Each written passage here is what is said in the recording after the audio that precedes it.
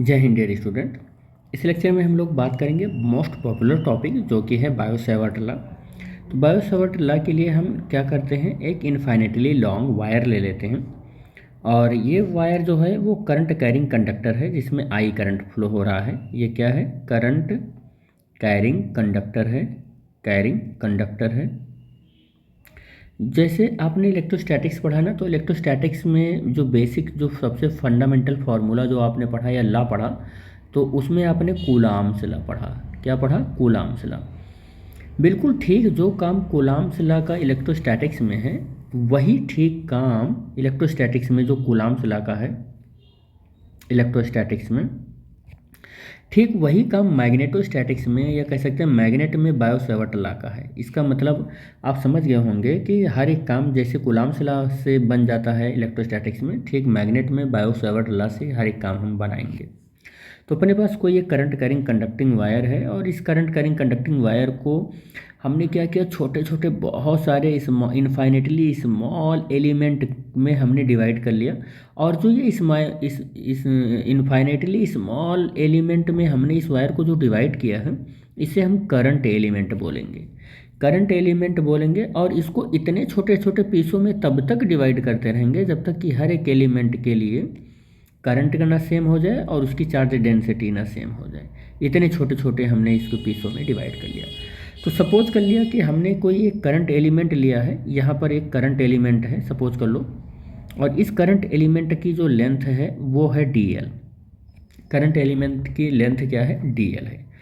और इस current element से आर डिस्टेंस पर, इस करंट एलिमेंट से आर डिस्टेंस पर कोई एक पॉइंट है जिस पॉइंट का नाम है पी, और इस पर हमें अगर मैग्नेटिक फील्ड कैलकुलेट करना हो तो उस मैग्नेटिक फील्ड को कैलकुलेट करने के लिए डी बी, छोटे से एलिमेंट से एसोसिएटेड जो मैग्नेटिक फील्ड होगा वो छोटा सी मैग्नेटिक फील्ड होगा, उसको हम डी बी से रिप्रेजेंट कर रहे हैं।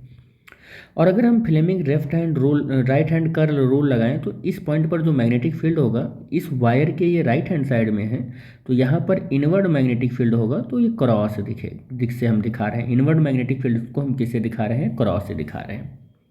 तो इस पी पॉइंट पर जो मैग्नेटिक फील्ड होगा कैलकुलेट करना है हमको इस current carrying current carrying conductor की वजह से, वो छोटे से डीएल एलिमेंट की वजह से कैलकुलेट करना है जो कि आर डिस्टेंस पर है। और अगर डीएल की डायरेक्शन की हम बात करें तो डीएल का डायरेक्शन ये है और आर ये है। आर और डीएल के बीच का जो एंगल की बात करें तो वो हम सपोज कर लेते हैं कि थीटा है। कितना है? थीटा। तो बायोट और साइवर्ट दो साइंटिस्ट हैं, दोनों साइंटिस्ट लोगों मिलकर एक लॉ दिया कि इस पॉइंट पर जो ये मैग्नेटिक फील्ड होगा डी बी, ये डायरेक्टली प्रोपोर्शनल टू इसमें फ्लो होने वाले करंट के होगा, जिसको लॉ नंबर 1 कहा गया। और फिर कहा कि ये dB जो होगा, ये dB प्रोपोर्शनल टू इस एलिमेंट dl के होगा। और थर्ड लॉ में यहाँ पर देखा गया, बायो-सैवर्ट लॉ ने देखा कि यही जो मैग्नेटिक फील्ड है इन करंट एलिमेंट dl और इस पॉइंट से मिलाने वाली जो ये लाइन है, इस लाइन के बीच का जो एंगल है इसके साइन थीटा के डायरेक्टली प्रोपोर्शनल होगा। और फोर्थ लॉ में क्या बोला गया कि यही dB अगेन प्रोपोर्शनल टू 1 इनके बीच का जो डिस्टेंस है इस आर के स्क्वायर के प्रोपोर्शनल होगा। इन चारों लॉ को अगर हम मिला दें तो हमने ये देखा कि डी बी जो है वो proportional to I D L और sine theta upon R square के इक्वल हो जाएगा।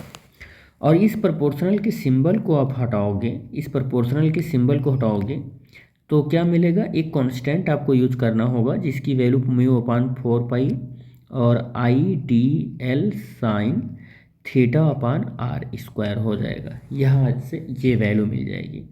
और अगर इसको वेक्टर लॉ के रूप में लिखोगे, यहाँ वेक्टर हटा दो, यहाँ वेक्टर हटा ही देते हैं, यहाँ सब जगह मैंने वेक्टर लगा दिया है क्योंकि वेक्टर रूप में मैं कर नहीं रहा हूँ काम। चलो अब वेक्टर रूप में अगर इसको लिखूँ तो म्यू नॉट अपान 4 पाई आई डी एल क्या हो जाएगा? आई डॉट डी एल, तो ये एक टर्म हो जाएगा डी एल, ये एक टर्म हो जाएगा आई डी एल, और क्रॉस आर हो जाएगा और अपान आर पावर 3 हो जाएगा। ये फॉर्मूला है इसका, वेक्टर फॉर्म में है ये। और डी बी इक्वल टू इसी वेक्टर फॉर्म को अगर ओपन करोगे तो देखो मैं ओपन करके दिखा ही दे रहा हूँ।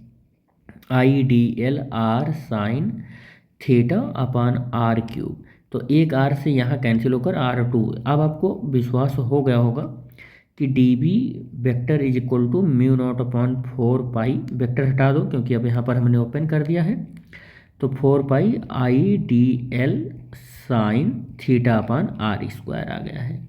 तो ये यहीं से आता है, यही बायो सेवर्ट लॉ होता है, यही बायो सेवर्ट लॉ होता है। म्यू नॉट अपॉन 4 पाई की जो वैल्यू होती है वो 10⁻⁻7 होता है। और आप इसको लिख सकते हैं कि वेबर अपान एम्पियर मीटर भी लिख सकते हैं इसकी वैल्यू। और इसकी जो वैल्यू होती है mu not is equal to 4 pi into 10⁻⁻7 weber upon ampere metre भी लिख सकते हैं। और भी इसकी वैल्यू लिख सकते हैं, टेस्ला करके भी लिख सकते हैं, ठीक है, तो टेस्ला भी कर लिख सकते हैं। तो यहाँ से ये वैल्यू आप हम लिख सकते हैं, ठीक। एक लाइन में ज़रूर इसके लिए लिखूँगा कि जो बायोट सेवर्ट लॉ है, Biot Savart law is analogous to Coulomb law, ये मैं ज़रूर लिखूँगा ताकि आपको कुछ अप्रोच यहाँ से मिलता रहे। कूलाम लॉ इन इलेक्ट्रोस्टैटिक्स, ठीक है।